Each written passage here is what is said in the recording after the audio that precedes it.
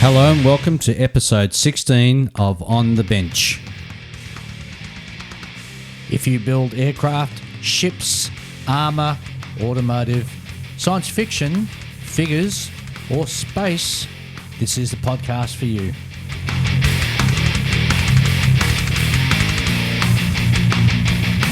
In this episode, we're going to be looking at photographing your models.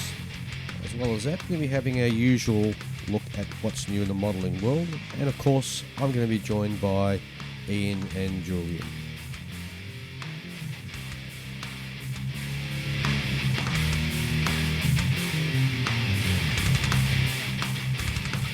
On the Bench is available on iTunes, and now we're also available on Stitcher. So go right ahead to your favourite podcast app and mark us down as your favourite so you don't miss any episodes.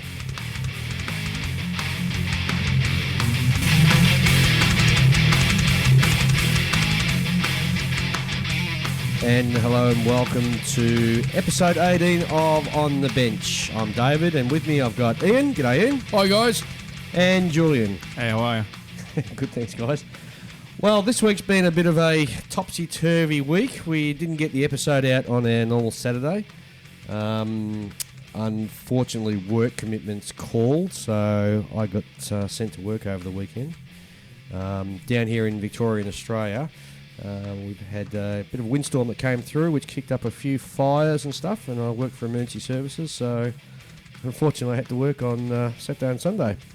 Then we ended up losing about 18 houses over in to fires over in the west of Victoria, which is a bit sad, but luckily no lives, so that's a good result. Yep.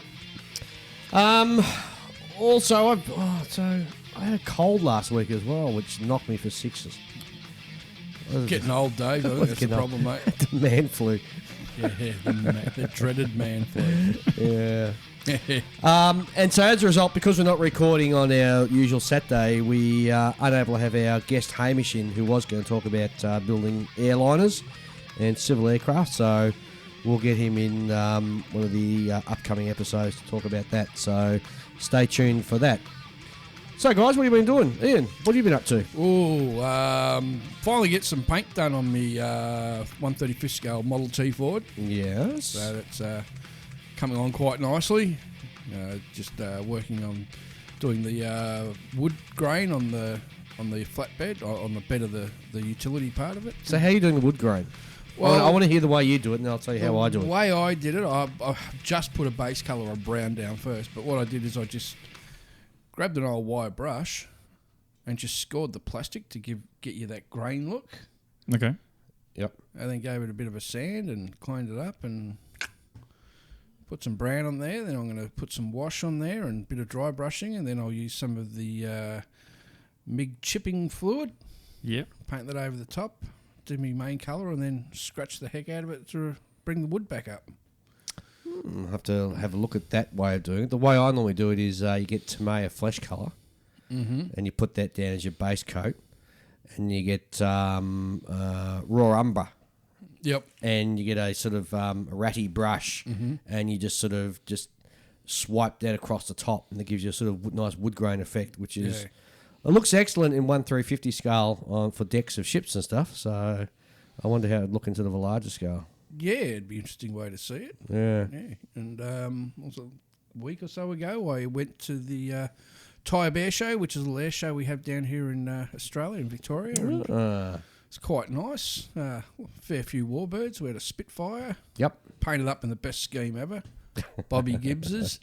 The grey nurse. Grey nurse. Gotta love a Spitfire with shark's teeth. Yeah, absolutely. A couple of Australian Mustangs, P40N. Mm-hmm. Done up in US Pacific scheme, which looked quite nice. Is it the N model that doesn't have the Allison engine, or is it? No, it has the Allison. It has the Allison. Yep. So which models it doesn't have the Allison engine? I think it's the F and the L series. Right. Okay. They're the ones with the Merlins. Right. Because they don't have that upper scoop, and the chin scoop's a different shape. Yes. They had a nice Australian CAC Boomerang, which is a phenomenal aircraft to hear flying. Oh, it sounds beautiful in the air, doesn't it? Yeah, they got a really, really high-pitched whistle to them. Yep. What else? They have a Wirraway getting around. Did the Avenger make a showing? Yeah, the Grummet Avenger. Now, there was a beast. That's what I want. Seeing I one didn't of go, them fly. but I wanted to see that. Oh, painted up in the markings of that was on board USS Bunker Hill, which I thought really nice with the glossy sea blue all over. It's such a large aircraft, isn't it? It's such a beast to listen to. And it's huge aircraft. Yeah. Lockheed Hudson flew over. Yep. The only one flying on the planets. Yes. Very nicely restored aircraft. Looks beautiful. A couple of Sopwith pups and a Sopwith, another Sopwith they had there. Plenty of good old aircraft to get your teeth into. What I love about the Tyab Air Show is that you're so close to the runway. You can reach out and touch the wing as the aircraft are taxiing past. Yep. And it's, none of this sort of roped off miles away. You need a pair of binoculars to see what's sort of happening. But it's just such a great air show. Yeah, that's some nice stunt flying there as well. Mm. They did a bombing run thing this year, didn't they? It was the big fly past at the end, where they flew all the warbirds flew over at once, and they came back for their final run. And I had no idea what was happening, but they had the inevitable wall of fire. It's great. You can feel the heat coming off it, and then you just start hearing the kids start howling. Yeah, really? These kids start howling. They've got the shock of their lives. The mother's trying to console their children. No, it wasn't going to work. What about yourself, Julian? What have you been up to? I've been into the painting. I painted 3 or 4 kits all at once. Wow, you're a machine. What? Yeah. Well, I mean, I got about 3.5 done in one sitting, and I did the other half the other day. I had a bit of sort of squiggly green mottling to do on a German armoured car, so I did that the day after. And so what kits did you end up painting? So I've got the Otter armoured car from IBG. I've got the SDKFZ 234/2 Puma, more known by the name Puma, from Dragon. That's the good kit. Don't ever buy the Italieri kit. Also reboxed by Tamiya. Yeah, I've got the Dragon one at home. It's stunning kit looking at. Yeah, it's really nice. That's right. I remember that. When I was shopping for mine, that's right. You happened to say that you had yours. Yes.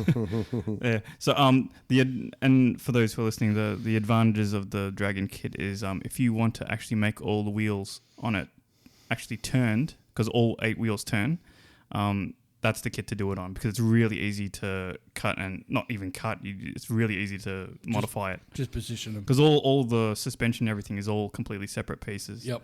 It's really good. The third kit I did was the Rodin Rolls-Royce armoured car.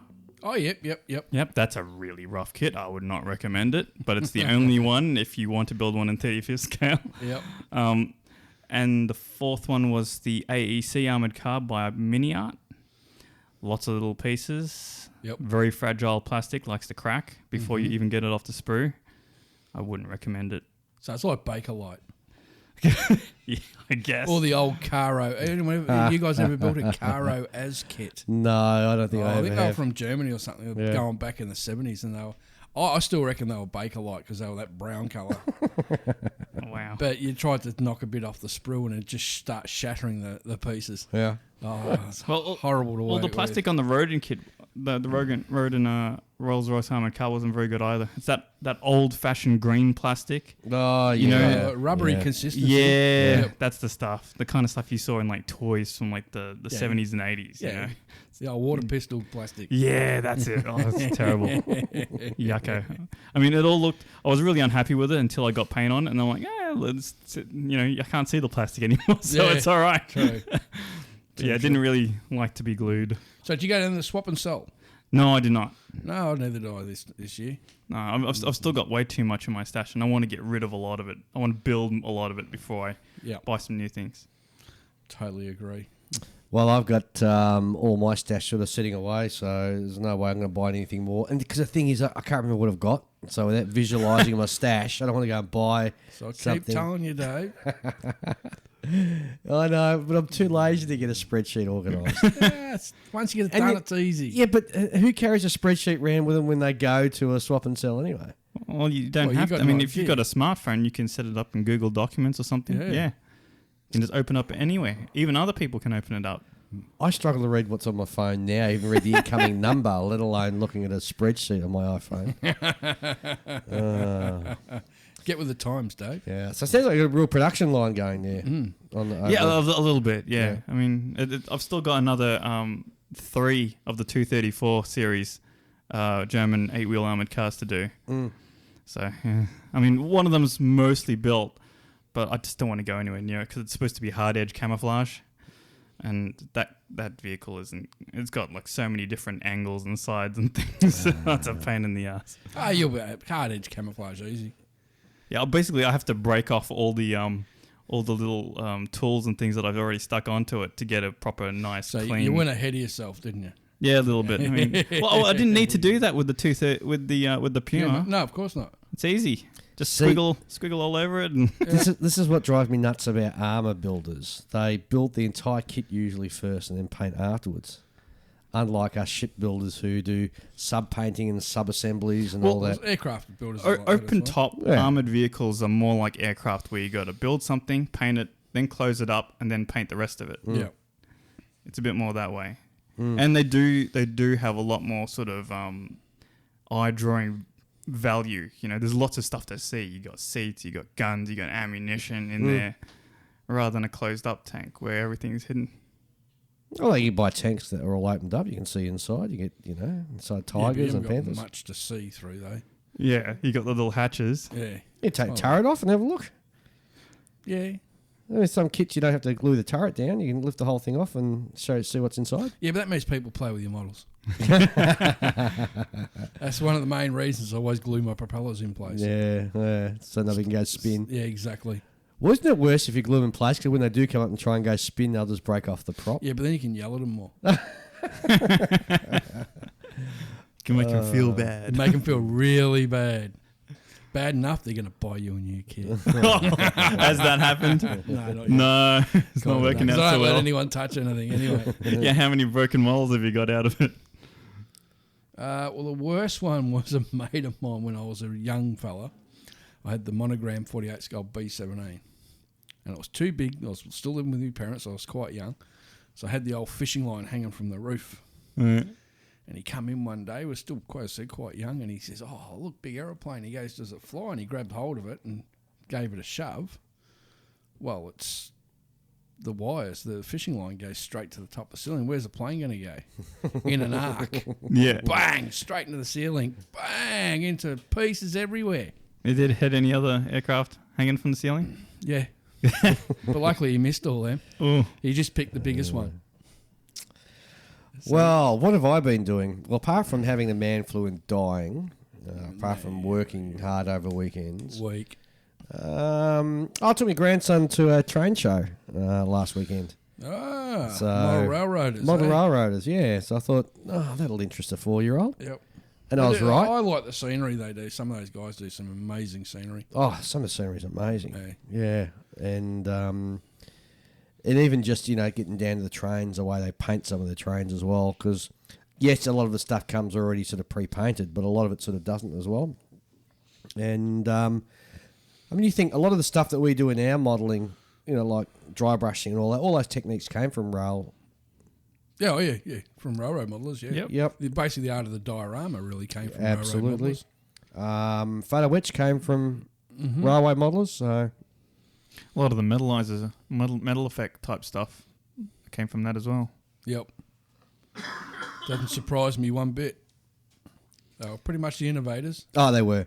So anyway, 4-year-old, he was quite happy with all that. So that kept him interested. They also had flying display on, so radio controlled aircraft, and he just loved that. He thought it was a bee's knees.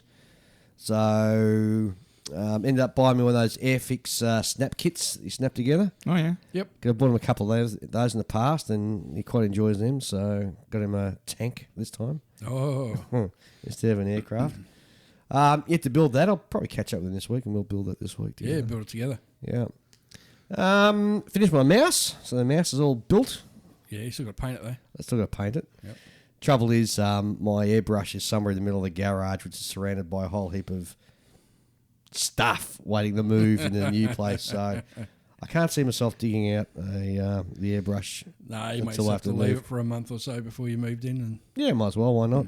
They can test out my new sort of man cave then by painting it for the first time. Yeah, you can even graffiti the walls while you're Oh, at you it. can. What else have I been up to? I'm still reading that book on the Iran-Iraq War, Yep. which is sort of an eye-opener to me, some of the stuff that happened there. Mm-hmm. I can't believe how many Phantoms the Iranians had. They Had had a few, did they? nearly 200 of them. Yeah. That's a lot of aircraft. Oh, I know. And plus they had the Tomcats on top of that. They had the Phoenix missile, the air-to-air missile. Mm-hmm. And, yeah, it's just a real opener. So, you know, I think I spoke about the book last episode. So Yes, that's right. definitely, I'm just about finished it now. I've got about another 2 chapters. But, Yep. yeah, definitely an eye-opener and getting my sort of creative juices flowing with a couple of ideas. So Yes, definitely do. I might have to invest in some aircrafts, I think. Oh, Why not? Yeah, why not? Yeah, buy some aeroplane kits. Absolutely. Maybe even do the odd figure. Yes. Or you go Gumpler. Well, actually, we're going to talk about that next episode. We've got one of our guests coming back to talk about that. Yes, that's right. So he can perhaps explain it because I just don't get it. Oh, it's a quiet taste. People are into that. Science fiction. Yeah, Yep. yeah, but yeah, I don't know. And it brings people into the modelling world, so that's fine. That's perfect. That's what you want. But yeah, it just strikes me as a bit. I don't know. I don't get the models. They probably look at us and go, "You're a bunch of weirdos." Yeah, no doubt they look at me and sort of write me off as a weirdo as soon as they see me walking down the street. Yeah, that's right. Well, they do. Everyone does. Oh, gee, thanks, mate. And one thing you have failed to mention, you've brought in a new purchase that. Yes. you've, Checked out a new hobby shop that's been in town, in my area, for a while. They've recently been bought out by one of the bigger mobs. And, yeah, thought I'd check them out. And the Hobby Man at Fountain Gate Shopping Centre. And, yeah, I was quite surprised. They were a very big range of kits now. Edward kits, even a couple of Wingnut Wings kits sitting on the shelf. So while I was there, I decided to pick up the FX 48 scale Supermarine Walrus Mark 1. And what are your impressions of the kit? I like it. Yeah. I'm not sure how it goes together yet, but I'm not sure when that's going to get started. But it's got plenty of detail, lots of interior detail. Quite interesting the way some of the components go together, which I think they put a lot of thought behind. So no, it should build up to be quite a nice kit, I reckon. I'm intrigued to see how the fuselage goes together because you got your Two sides. your 2 sides, and the you got bottom. the bottom, which is like the boat part of it. And you got the top section, Yeah. which you've actually got to cut a section out of the top section to put the gunner ring in. Oh. So the way they explain it is you got to put the gun ring in first, and then you got to cut the tab off once all the glue's dried. So the gun ring then keeps the other 2 pieces in alignment. Okay. And the other thing that I found interesting on this is the looking at the instructions and also the paint call-outs, that the propeller, a couple of degrees angled. Yeah, the whole engine's on I think it's 2-degree angle or something. Yep. Which I'd say probably have to do with the torque. Yeah, absolutely, yeah. Yep. But no, it's a stunning looking kit. And when I finally get around, it will be painted bright yellow. But yellow's your favourite colour to paint. I can't You stand hate yellow. But if you're going to do an Australian Supermarine Walrus, Yeah. I reckon the way to do is the Australian Antarctic exploration. So I actually took one down to Antarctica. They and might flew take down. more than one. I'd say Jeez. they probably took 2, maybe 3. Yep. Someone out there would know more than me, but I know they took at least 1 or 2. You going to rig it? Of course, needs to be rigged. How far are you going to go with that? Because Well, as I know far as I you've can bought go. like separate turnbuckles and things for your Wingnut Wings kits. Yeah, I don't think I'll go that far. I'll just put the wiring on there. Mm. It's 48 scale. It's a bit small to put turnbuckles on. This coming from a shipbuilder, is it? Yeah, well, that's true. Very true. Well, I'll certainly be following with great interest your build. We'll see how it turns out. Yes, and just waiting for the second release of the Sea Fury to come out. One foreign service. Oh, that's right. Yeah. Hopefully by then they've fixed up the slight problem they got with the engine cowl. Well, somebody's done a fix for it. Yeah, apparently someone already has jumped in. and Seriously, fixed, yeah. geez, they're quick, aren't they? Yeah, they're really quick. Yep. The one thing I've been trying to chase down the last 2 weeks, I think we spoke about it last episode. Meng have got those side cutters for cutting parts off the sprue. Yep. I cannot find them anywhere. My usual places where I go to have all sold out, and got them on reorder. So, And what places are they? B&A. B&A All right. being one of the biggest. Well, I think it's one of the Chinese websites. Yep. That sells a lot of models and things. I think they're like an official seller for Ming, kind of, because they get the Ming kits in stock before most other websites do. I think it's not Hobby Easy. Easy Hobby. No. Hobby. No. I forget which one it is, but if I remember it, I'll tell you. Well, during the break, we'll have to have a look and see if we can find it. Yeah. Because I'll certainly want to go and have a look. I'm just itching to get a pair of these because I've the chokes on the. I mean, because we've had a look at them online and had a look at some of the reports, and they're just look really nice. I wouldn't mind getting a set as well. Absolutely the bee's knees. So. Yep. All right. Well, I think we'll take a short break there, and we'll come back and have a look at what's new in the modelling world.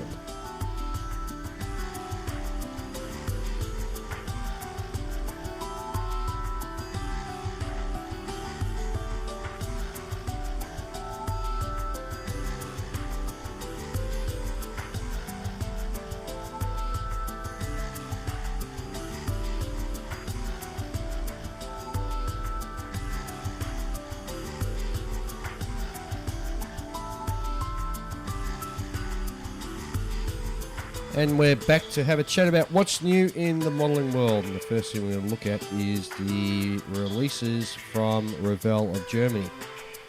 So, Revell have announced they're doing the Flower Class Corvette. This is their Technic model. It's in 1/72nd scale. And total components are 1,003. Now, the difference with this kit is it comes with electronic components which have been individually designed for the actual kit itself, such as LEDs for navigation and position lights, deck lights, Morse code search lights, as well as illumination of the hull and the superstructure. So it's been a very popular kit, that one. Seen quite a few people build them, and they come out very nice. There's some nice aftermarket stuff out there for these ones as well. So I'll be it looks like it comes with a wooden deck and brass barrels. Yes, it does. And photo etch. some photo etch, of course, and there's some pictures of how it looks when she's all lit up. So, yeah, I've seen people do things like the Titanic and light that all up, but I've never seen warships lit up before. Although there are some the carrier guys out there. They do the hangar deck. They'll do the hangar deck, and I've seen some even do the actual deck itself with the landing lights and everything all on it as well. So, yeah, so it'll be interesting to keep an eye on that one. Definitely. In 1/32nd scale, there Revell also doing an Airbus H-145 police surveillance helicopter. This comes with 196 parts, and looks like it will build quite a decent kit because the interior looks to be nice and very nice and detailed for a change. It's a pretty modern looking thing, isn't it? Yeah, it is. Next, we have in 1/72nd scale a SWS with 15 centimetre Panzerwerfer 42s. I don't know much about this kit or this design. It's a half track. It's certainly a half track, yes. Well, I guess the Germans sort of played around and ticked with things and mounted things on all sorts of, did all sorts of things. 72nd scale. That's for the good for the war gamers, I think. Oh yeah, the war gamers would love that. From Revell also in 1/72nd scale, we have the Typhoon fighter of the Royal Air Force. This comes with the decals for the Battle of Britain scheme, which was done as part of the anniversary of the Battle of Britain. Yep. 75th anniversary. And it looks quite good, actually, all decked out in like the Battle of Britain scheme. It looks so strange, doesn't it? Yeah, especially the big codes on the side. Yes. So there'll be something slightly different for those of you who want to build that. And continuing on with British aircraft, they're doing the Sopwith F1 Camel in 1/48 scale. Ah. I don't know. You'd be pretty hard to beat Wingnut Wings, wouldn't you, in regards to building World War I stuff. So Now, I wonder if that's actually a reboxed Edward kit. Because I noticed it did have those odd circular canopy sprues. You know the ones that Edward used to do? Yes. Yeah. Quite possibly. Continuing on, in 148 scale, they have a British SE5A. Again, why? It's interesting that Revell are competing against. Well, Edward Roden. Yeah, but this is looks to be a new kit. I don't think it's a Reeboks, unless, like you said, it maybe is the Edward. It could be. I mean, haven't heard anything yet, but they're also announced. Have to be one of my favourite British fighters, which is a Hawker Hunter. This is the FG-A9. Beautiful aircraft. Used quite successfully throughout the Middle East as well. Yes, that's correct. Dave. Yep. Lovely little aircraft. 172nd scale. I'd love to see one done in 148. I think somebody does build one in 148 scale. I'm just trying to think who does that, but I can't think at the moment. Okay, next let's have a look at Italeri, what they're kicking out for March. And first off, they're doing a Arado, the AR196 in 148 scale. that's interesting. So, I love my seaplanes. yes. So if you're a seaplane builder, it's certainly something. But it's a lovely looking kit, isn't it? Yeah, just looking at the schemes. We got Tirpitz. So Tirpitz, Prince Ergen. Prince Ergen, and looks like one that was in the Aegean Sea. Yep. You can tell because they always had that yellow band for those that were Yes. sort of operating in the area. I think the Heinkel's had the yellow band as well. Yep. When they were operating in that part of the war. Mm-hmm. One from the Norwegian Air Force, and also a scheme for Bulgaria, 1944. Should be an interesting little kit. It will be. Italeri have also announced they're doing a HSS-1 Seabat, which is a Sikorsky, which was designed in the mid-50s. This comes, it's in 172nd scale. This comes with markings for, let me see now, it looks like the French, beg your pardon, the Italian Navy. Italian Navy. German Marine, and the US Air Force in a lovely orange colour. US Navy. Yeah, it's US Air Force Navy, beg your pardon, in a lovely sort of orange colour. That'd be quite striking when it's finished. It would, especially in orange. It'll Yeah. stand right out. A very nice decal sheet that comes with it. Yep. Continuing on, in 124 scale, we have a truck, which is the MAN TGX XXL D38. Truck building is look at those decals that come with them. It is a fine art building trucks that don't look like. I think we've had this discussion before. So they don't look like toys; they actually look like a model. Yep. So The truck guys are pretty damn good at their weathering. yeah, but then again, a lot of trucks were kept quite clean as well. So Yep. Yeah, I mean, it's sort of like, is this the truck that you own? In which case you'd keep it clean, or is this the company's truck? In which case, let it get as dirty as all. Exactly.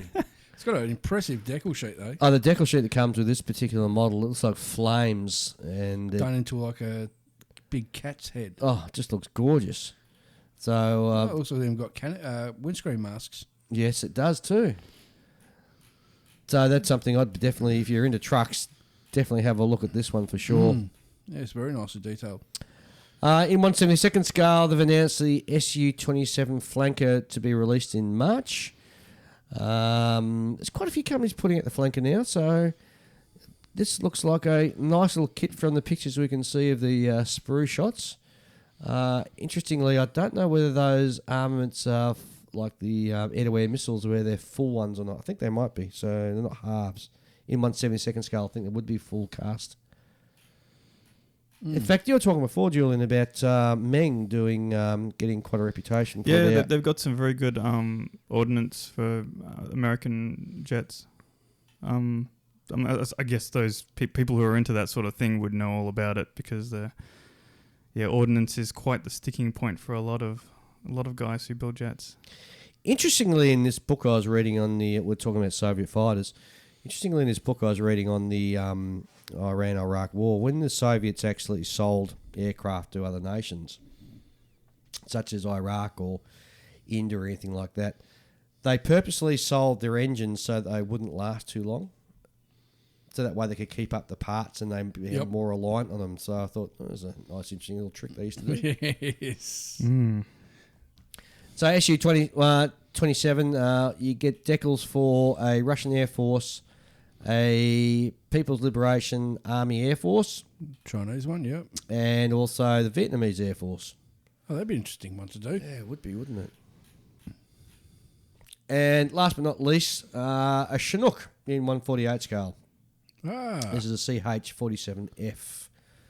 So I wouldn't mind tackling that, That'd be quite a nice kit in 148 scale to build. Be quite large too. You can do it. It comes with 3 versions: the Japanese Air Self-Defense Force, the Royal Air Force, or the US Air Force. Royal Australian Air Force. Well, that's what it says there, but the decals aren't showing that. They're showing a Royal Air Force model, not an Australian one. Yep. Although you could quite easily model the Royal Australian Air Force one too if you wanted to. Yep. Just have to get some aftermarket or decal sheets with it. So that's it from Italeri. Next cab off the rank we're going to have a look at is Trumpeter's announcements for March. And they're doing a 148 scale Fairley Firefly Mark 1. Better put the A-team on this kit. Oh, you want one of these? That would be one kit I'd definitely love to have in my collection. I love the old fireboxes. Yeah, it's a beautiful looking aircraft. Oh, yeah. Stunning. And it was used right up until the Korean War as well. It was actually used in the Korean War. So it's quite effective. That's a weird looking thing. Oh, it's lovely. It's like a Spitfire on steroids. Yes, it is Spitfire on steroids almost. So that comes with 4 different schemes you can build it in. And I wonder if they get this. Hope they get the spelling right. I hope they get the spelling right for the decals. Oh yes. That's very true. But looking at the sprues, it doesn't look too bad at all. No, it doesn't at all. Next one is a US Air Force F-106B Delta Dart. I love the Century series of American fighters from the Cold War. They just look so sexy. They do. And the Delta Dart would have to be one of my most favourite ones. The dart and the dagger. Yeah. Isn't it the box art there that has a bear in the background? Yes. Yeah, there's a bear in there. But it's the only Delta wing I think the US Air Force actually used. The dart. No, beg your pardon. The F4, the Scooter was also a Delta, Delta wing as well. Yeah, because you got the dart and the dagger. Yeah.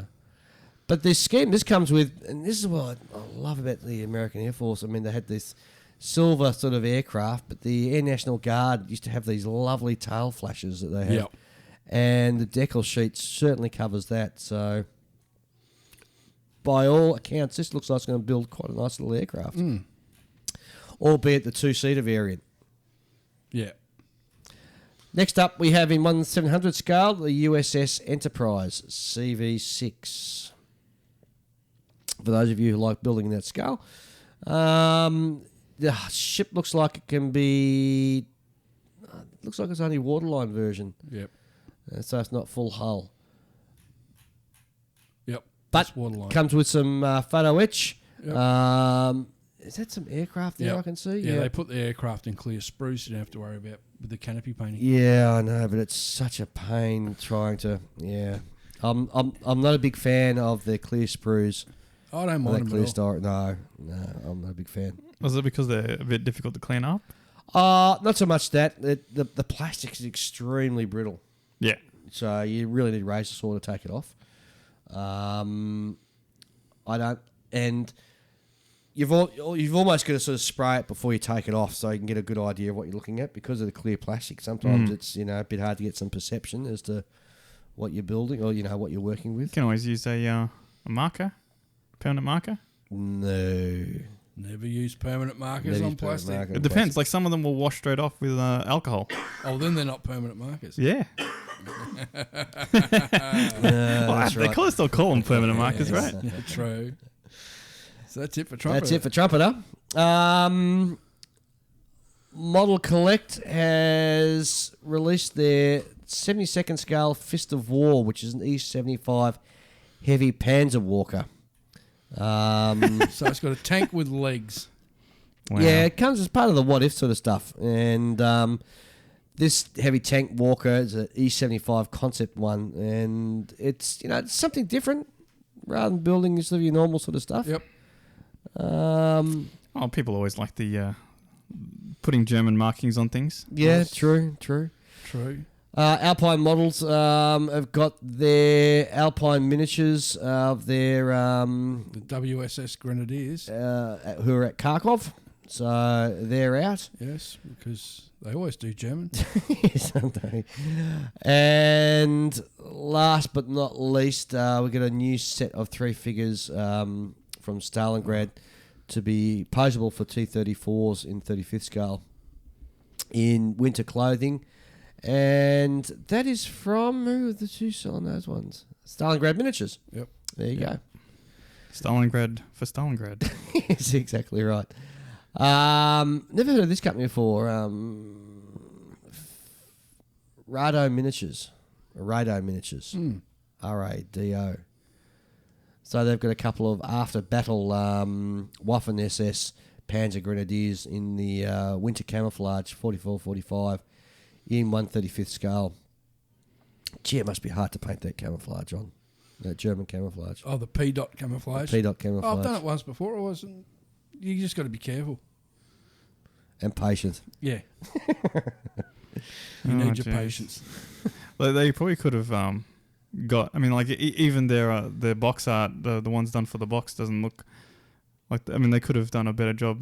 They could have paid usually a lot of these companies will get like really professional artists and studios Well, to you paint look their at- stuff. It's Rado Miniatures, and it's when Dave scrolls the screen up a little bit, it says sculpted and painted by Radek Pituch. Okay. So that's be his own Yeah. company. Oh yeah. Absolutely. Yeah. Well, a lot of the really high end painters are also sculptors. Yes, Mm. because they're talented people. Yeah. Well, I suppose if you paint enough things, eventually you sort of get Something dissatisfied rubs with off, what's yeah. just Yeah. off the shelf, right? Exactly. Exactly. Well, that's No, all. nice looking figures, eh?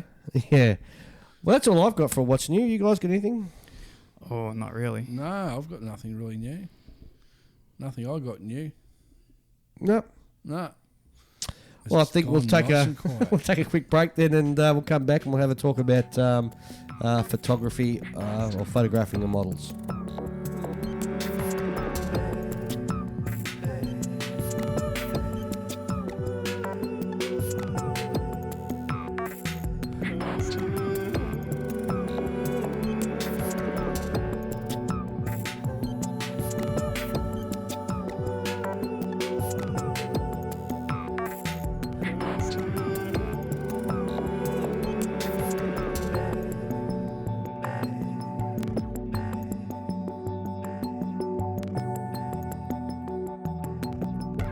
And we're back to have a chat about photographing your models.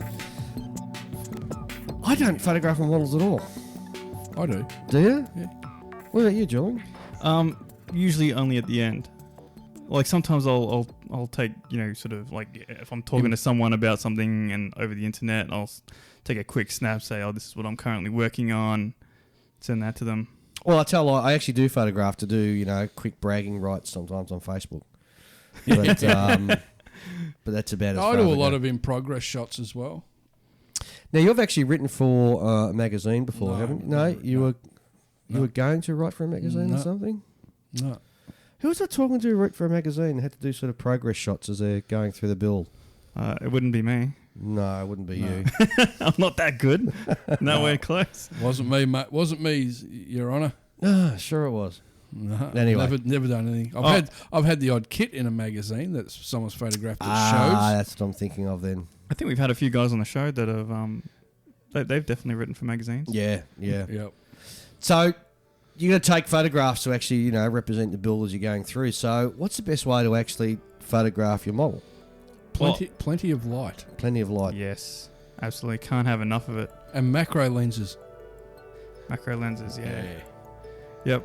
I mean, I can't stress the light factor enough. Yeah. Because usually, like, if I, just taking pictures on my phone, because like there's sort of the high end, which is like with an SLR and macro lens and stuff, and then there's like the kind of quick and easy ones with your mobile phone. Mm-hmm. In both cases, you never have enough light. I've had like 2 lamps in front of it, and it's still almost not enough. You really need to diffuse it if you want it to get it looking right. Yes. So if you can get like pieces of paper or something, or all those, if you want a cheap option and you're doing like a really nice, proper SLR photo shoot, get those cheapo, like Chinese lantern type things. You can put those, the paper lanterns. yeah, you can put those over the front of your lights to diffuse them. All right. Yeah. That's an interesting thought. Well, so what about the background though to sort of take the picture? I always against the go for like a neutral colour. I have this colour which I've dubbed myself. I call it fine scale modeler blue. And it's this light pastel-y blue colour. And I find that's a good neutral backdrop for any kind of photography, because it's not going. Worst thing I see when people take photos is they take a photo of something on a cluttered desk. Mm-hmm. Yeah, and then it's so hard to distinguish Yep. between the kit and what's around it. Yep. I'm guilty of that. Because, I mean, I tend to occupy the mobile phone spectrum of things. Well, even, I don't know if anyone's seen any photos of mine lately of the Model T build, but Okay. even the in progress shots are all laid out. Everything's laid out. Well, you're a very neat person by nature, I Yes. think. So Yes. it just goes hand in hand. Whereas Yeah. I'm not. No. Usually I'm only working on like a good 3% of my desk, because the rest of it's covered in Coloured junk. and rubbish, yep. So you get a large sheet of paper, and yours is eggshell blue or whatever blue you want to call it. Yeah, which I've it's seen. like a pastel-y light blue. Yeah, and so you lay the paper down so you got like no sort of edge or Correct. no, so I almost just- like an infinity type. What I do is I Background. do most, because most of my stuff's quite, not large. Large. It's relative, like 48 scale aircraft and fighters and so forth, and so I can just put it on my bench. So I just grab the big sheet of blue, put it long ways away from me, Yep. and then I just clamp the front section to the front of the bench with a couple of modelling clamps, and the rest just rolls up against the wall, and that way you don't get no hard edge, and it's just this continually nice soft blue. Set the lights up around it and fire away. I've seen the same. I've seen the background done in black, and that work lends itself quite well Yes, to certain models it does. as well. Yes, I'm not too sure it'd go well with dark models. No, but a lighter style Something model. like, yeah, but what would go really well with, as you said before, century fighters, aircraft in Yep. natural metals and so forth. Yep. Yeah, photographing on a black backdrop is quite difficult Yeah. to light. Very difficult. Exactly, yeah. You really have to be sort of like a photography, like you have to be committed to doing really good photography if you're going to go that route. Yeah, because I even went as far as I bought myself one of those light boxes, Yeah, I've got one of those as well. those tent ones, and it's great. I keep it at work because I don't have room Yeah, to set it up, so it just sits at work. I've got one that folds up. Yeah, so do mine. Yeah, it's got the little LED strip that runs along the top that is nowhere near enough light. No, mine came with 4 lights. Okay. Well, mine just has a Big little LED strip that runs along the top, Yep. and if you've got like an Android phone, the same USB cord will Right. run straight into it, and I see.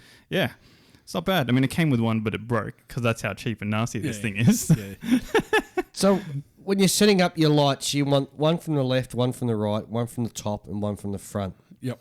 So what you're trying to do is to not only highlight the entire kit, but also to cut out all the shadows. And I always put one at the back too. Oh, do you really? Yeah, to get rid of that help get rid of that shadow you're going to create going towards the Yeah. back. And so these light boxes that you were talking about, it's just like a square tent, I guess. Yeah, it's like a. And you put the kit inside it, and so the lights are all around it, and by shining onto it, you diffuse the light Correct. internally. Yep. Yep. But you run into trouble when you sort of put kits that are too big into Yeah. it. Yes. Yeah. Yes. And one of the sort of sticking points is the gun barrels on your tanks, because it'll always sort of look like it's too long Like it's sort Yes. of the perspective of your camera will mess with it. Well, even shooting something like a destroyer in 1/350 scale is really hard. Yeah. Because if you do it from the bow, you're going to get the bow and the first quarter of the ship in focus. But then the rest of the ship's going to go out of focus. Yep. As the camera looks down the end. If you do a side-on shot, then because you're going to stand back to get the entire kit into frame, you're going to lose your detail unless you've got one of those. When you're looking at the photo on your computer screen, you can sort of scroll in and sort of blow it up. Mm-hmm. But just having that photo by itself, it sort of loses it because it's, So you need a wide angle lens. yeah, I guess you do. But then wouldn't you distort that by having a wide angle lens? Not sure. I don't know. Never I'm not a used a photographer. wide angle lens. I got this camera I bought 15 years ago. Yep. A Fuji camera. You're still plugging away with it. Still plug away with it. Yep. It was cheap, but it does some nice photos. Mm. Well, it's not so much about the camera; it's about the lens, right? Mm. That's where the Yeah, money and this is. thing comes with double macro. And if you invest in a good lens, you can keep that forever because the lenses will always fit future cameras. Yep. I couldn't agree more. And because like I said, I'm occupying the lazy take a photo with your phone Mm-hmm. kind of end of the spectrum. You can get a little macro kind of lens that will for about $30 that clips onto your phone. All I've right. seen them advertising those cheap bid now sites. Yeah, it's okay. Yeah. It'll Have you actually got one? No, I don't. I haven't. I went to buy one once, and then because what happened was I bought something online and they gave me like a $30 voucher for some website. I'm like, there's nothing really. Oh, they got one of those things there, and they said, oh no, you have to spend. Even though it was like a $30 voucher and this thing cost $30, I had to spend like more than $30 in order for it to take advantage of their Yes. freebie voucher thing. Yep. So I was like, and then I forgot about it. Yeah, I know what you mean. But with the lighting also, you got to be careful with what lights you use too. Yeah. Like, you can't just use your everyday light globe you put in your house because that'll give you like a yellow tint. Yes, and also like if you got usually you end up if you sort of start getting into this sort of thing, you'll go, okay, I'll grab that light from over there and that light from over there, and I'll use them both because I haven't gone out and bought and they're two. different spectrums. Yeah, and they're different types of light. Yep. Yeah, you end up just getting a muddy complexion and everything. And of course, a lot of lights put out heat as well, so you've got to be careful not to put it too close to your model. You don't want to and- melt your model while No. you're photographing it. And even if you've done things like use stretch sprue for rigging and that, even just a little bit of sort of heat coming in is enough to upset it. Exactly, Dave. So you got to be really careful. Yep, totally agree. LED lights are out. There's a lot of them out now, but they come in a range of different sort of not only strengths but colours, I guess, which sounds odd when we're absolutely. talking about white. Well, the light lamp that I use over my bench actually has like a little button you can cycle through a whole bunch of different color temperatures and stuff. Yeah, colour temps is what I'm trying to think of. Yeah, so you get your traditional LED, sort of real harsh, sort of white, which is I don't think would lend itself too well. Yeah, and then there's like a yellowy one and a blue one, and there's like a natural light sort of color, a bit like sort of natural sunlight. Yep. But then you don't necessarily have to use lamps either. You could just go outside in some cases. If it's a good day, take it outside. Sunlight's the best sort of light Sunlight source. is the best light source out Absolutely. Yeah, and especially if you've got like a really good model, right? Like a really convincingly realistic model. You take it outside and put it with using actual nature as your backdrop, and Yes. sometimes people can't tell the difference. there. That's right. Yep. If you're going to do that, though, you need to actually lift the model off the ground. Yep. I mean, there's nothing worse than somebody just sticking their model out in their backyard and taking a photo because the grass is out of scale. Yeah. So what you want to do is you want to lift the model up off the ground so that it's at, say, shoulder height or a table that's sort of, at least 900 millimeters off the floor. Yep. And that way, when you shoot the model, you're shooting directly towards it. And in the background, you get the trees and stuff. And it makes it blend in so much better and look so much more realistic. Totally agree. Yep. And I've seen guys who've done that with aircraft. So they'll take aircraft down to a local airfield. Yes. And they'll shoot it with the aircraft model on a table. So it's raised up high. And in the background are like hangers and everything. And you'd swear that it's a real thing that they've taken a photo of. Yeah, just your mind plays tricks when you start seeing things like that. There's a guy who does, I'm trying to think of his name now. Name can't come to me. He's over in the US, and he builds cars. He builds the old classic cars, and he'll go to a town, a nice town, and take photos of these model cars sort of set in the township surroundings. Yeah, and looks like you're sitting back into the 1950s. Yes, it just looks amazing. So he sets the model up on a table, a raised table. He's got a bitumen that he's built that the model actually sits on. Bitumen road, yes. And then he just takes that against the backdrop of the township, and you're hard pressed to sort of tell what's real and what's not. Well, that's a really good model. You have to have like if you go in for the sort of more cartoony aspects of modeling, those kind of aesthetics, and there's nothing wrong with them, but if you have those aesthetics and you put them against like a real backdrop, that's when you can tell it's a model. Yeah. Yeah, it's got to be able to suit the backdrop. Yes, absolutely. Yeah. And as long as we're on like those backdrops, like the blue that you mentioned, you can also get like actual sort of like sky backdrops. Yes. I believe Ushi, if you know him, he makes a few backdrops. How big are they though? I believe they come in a couple of different sizes for different scales, because he's very much into the World War One. A lot of his products cater to World War One modeling, you know, and I believe, and most of those are 30-second scale, right? These days, everyone goes 30-second scale for their World War One models. Yeah, because he does all the wood grain decals and so forth. Decals, which are superb. Yes. Yeah, and I know he does one that sort of fades from like white up into sky, so that you sort of get like a transition. It's not particularly realistic at that when you sit it on the table, but it can look really nice. Yeah. Yeah. And then there's also like the various printed, deck backdrops for like, do you know the ones I'm talking about, full of bases and stuff? Yes. And they got like, USS Enterprise deck and, Russian airfields with the hexagon. Yeah, hexagon pattern concrete runways. What a lot of people do, they take photos of their kits and actually Photoshop them into a background, like an aircraft flying through the sky or yes, absolutely, a ship travelling through water. I don't know. I'm a bit sort of. It depends on how well it's done as to whether I like it or not, or whether it's pleasing to the eye. Well, as long as you're mentioning Photoshop, it should be mentioned that a lot of the models that go into magazines do get Photoshopped. So, no one's perfect, and sometimes there are mistakes and things that don't turn up to, or maybe a bit of fluff is dropped on your mold before they took a photo of it, and they just Photoshop that out. But they won't tell you that. They'll tell you they got a perfect model. I haven't got the time to use Photoshop or any of those sort of artistic things. I just sort of snap and shoot. That's one of those things I reckon if I got stuck into, I'd just cut my modelling time by at least half. I've got a bit of a background in Photoshop, and a lot of the time, like, you can mess, like if you've got a series of photos of your model, you might find that some are a bit lighter or darker than others, but you want to be consistent. So you can mess with them a little bit in Photoshop, so they're consistent. Yep. I just couldn't be bothered. It's too much time. I struggle to get time to build my models now and do everything else that I want to do, let alone getting into Photoshop. But no, but doing the photography, to me, that's part and parcel now of model building. Yeah.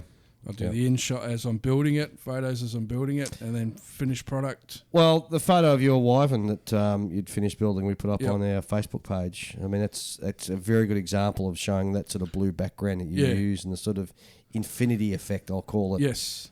And it just came out smashing. Yeah. It looked awesome. As I said earlier, without anything in the background, your eyes automatically just drawn straight down into the model kit. Yep. Yep. Also, taking photos of your models is pretty good if you plan on entering into competitions. Yep. Progress shots. Yeah, does very well. Yes, I've done that a few times in competitions. If no one sees it, you can't get credit for it, right? Yep. Well, I remember the little SDKFZ 250/9 because I went crazy with the weathering in the interior of that.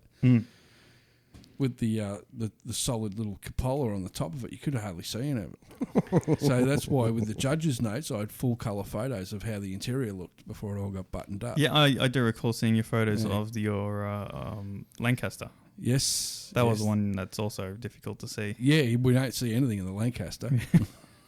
It's all hidden. Well, why even bother sort of doing all that stuff then? See, that's why you photograph it, so you can tell people that, I'll put a lot of detail inside. See, Yeah, look, there's the photographic There's 20 proof. hours work and there's some photographic proof. Yeah, exactly. Yeah.